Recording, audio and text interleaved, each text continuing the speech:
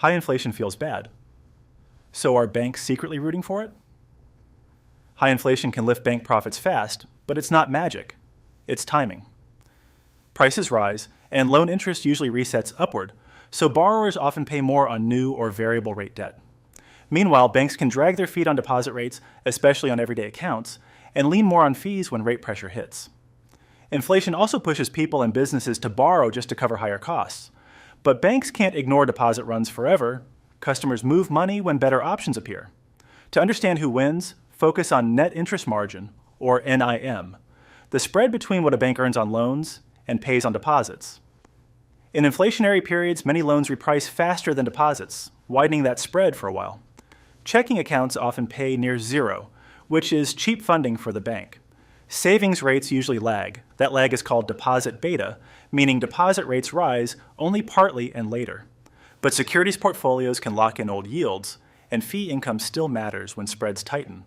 Inflation also creates a profit whiplash cycle that can flip on banks. When deposit rates lag, savers take a real loss after inflation, so they eventually demand higher yields or move cash.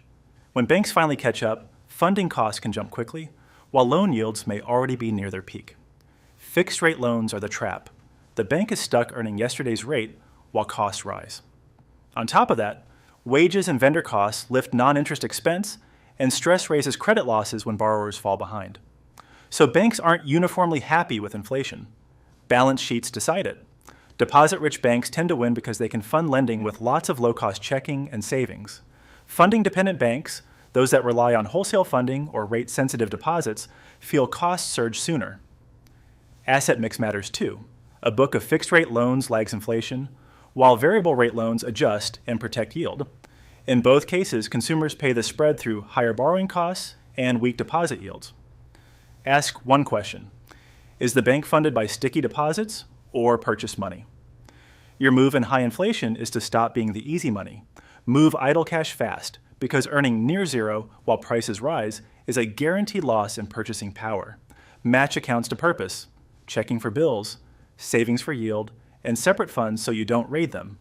Turn off fee leakage by avoiding monthly maintenance charges and out-of-network ATM habits. Prevent overdraft chains.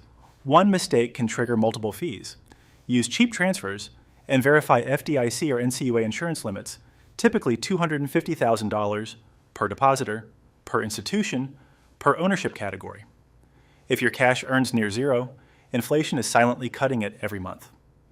BankingHub matches you to accounts based on how you actually bank and shows the real annual dollar impact for your balance.